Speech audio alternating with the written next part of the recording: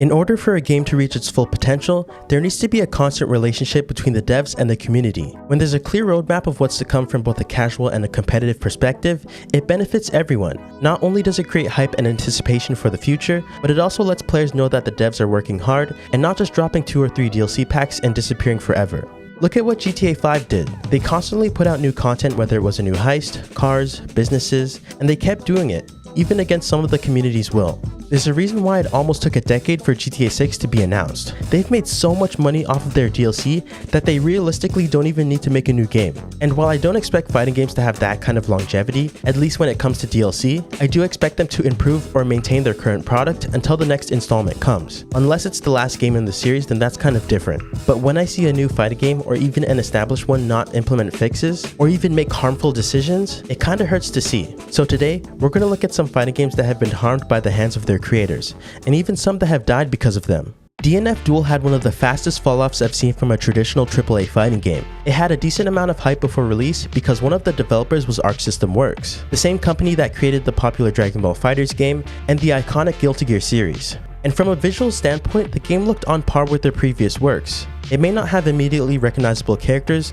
but it doesn't look bad at all. Unfortunately, even with all the hype around the game, it didn't take long for it to die. One of the biggest contributors to its downfall was character balance. This will always be a point of contention no matter what rank you are. It doesn't matter how well made the roster is, if the characters are unique, then someone will complain about it in some way. But even though there are certain character matchup imbalances, as long as those uneven matchups are still winnable and every character has some sort of counter, it tends to even out relatively well. The real problem occurs when most of the roster struggles against a handful of characters that really have no weaknesses at all. And as you can guess, DNF Duel had this problem with their top tiers, mostly Swiftmaster. To put it simply, he was just the best at everything. His weakness was his health, but that didn't matter because he could be wherever he wanted and still hit you, even from full screen. When you have big moves like that in an anime game, there needs to be good defensive options like burst, but they didn't have anything like that at launch. Luckily, 2 months later, the devs saved us with a balance patch.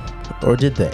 After 2 months, they only nerfed 4 characters and only Swiftmaster had multiple changes. This meant that for the most part, the top characters stayed at the top, especially with no low tier buffs and gameplay changes. Another 4 months go by and DNF Duel finally gets its second balance patch. And so far, I think this is the latest one. It was actually a good change. Low tiers got buffed and top tiers also got buffed, but not as much. The fact that in 6 months they only had 2 character balance changes is kind of crazy. The damage was already done. I do wonder where this game would be now if they took care of that early.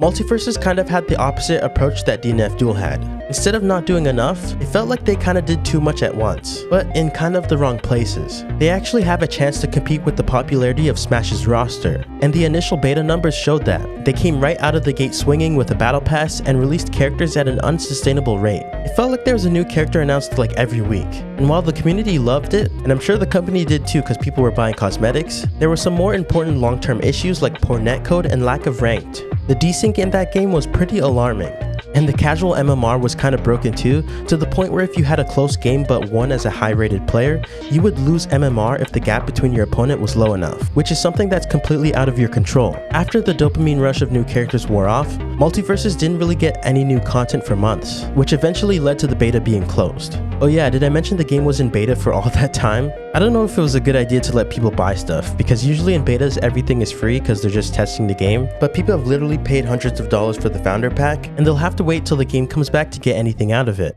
Although Nintendo is one of the biggest video game companies, they have made so many weird decisions that you'd probably think they hate their own games, especially when it comes to Smash Bros. The amount of things they've done to harm the Smash community is kind of mind-boggling. And while the game itself is good, except for maybe the netcode, most of the damage was done to the competitive side of Smash. Despite seriously supporting other competitive games, Nintendo has been fairly hesitant to do the same with Smash. And when they actually did, it didn't end well, most notably when they withdrew from EVO and destroyed the Smash World Tour. Well, that was kind of more Panda's fault, but they were sponsoring the Panda Cup, so. But how could we forget about Brawl, the game that was designed to literally nerf competitive play? I know Sakurai wanted Smash to be a party game, but who thought it was a good idea to implement a random chance to get tripped if you sprint too much? Look, I'm all for making fighting games accessible and fun to everyone, but lowering the skill ceiling like that is not the way. This caused the Smash community to split between Melee and Brawl, and we all know who won that battle in the end.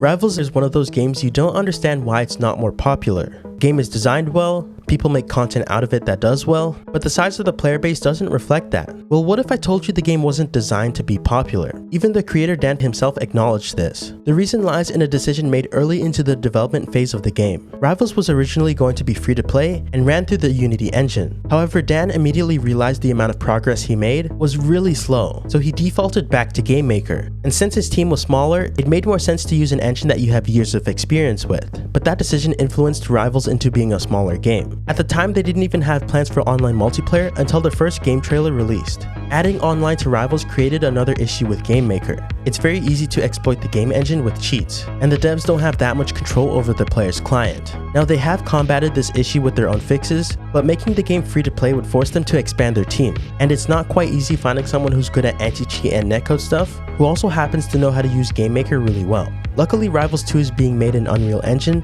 and we'll have to see if they choose to go free to play or not. But either way, I hope the game does well. The Dead or Alive series isn't popular for its fighting, even though it is a fighting game. Its biggest selling point is, well, how do I say this? The aesthetics. But their newest game, DOA 6, was trying to stray a little bit away from that and become a more serious fighting game. This meant that there were less revealing costumes and animations to make the game more esport friendly. But despite what the devs wanted, their fans did not care at all. After 5 games of fan service, they expected this one to be no different. It also didn't help that a lot of assets from the previous game were just reused and imported into a better engine. If you thought DOA 5's DLC was predatory, DOA 6 takes it to a whole nother level. They made you pay to change hair colors. Like, why would they do that? And if you wanted to go back to a hair color that you already had, you had to rebuy it. Thankfully, they ended up removing this feature because of outrage and refunded anyone who purchased hair colors. They just let you change it for free now. And since then, the game's pretty much been dead in the water. No new content at all. I guess at this point they're trying to move on and make the next game. There are so many components that go into making a competitive game that things like choosing your game engine or adding small mechanic changes can have big impacts that you never accounted for. Maybe there's another dead fighting game I should have mentioned? Let me know in the comments. Shout out to Nickelodeon All-Star Brawl. I probably could have included that game, but there really isn't much to say other than it was pretty bare bones, and they kind of screwed themselves over by releasing the game on all consoles and PC without crossplay, essentially splitting an already small player base. And it didn't really have single player content either, so that didn't help. I wonder if it has an underground community. Did anyone here buy that game? Let me know if you still play this game. As always, make sure to like and subscribe, join the Discord to hang out with us, join my Patreon for extra content, follow my Twitter, and I occasionally stream on Twitch. I hope you guys have a great day. Peace.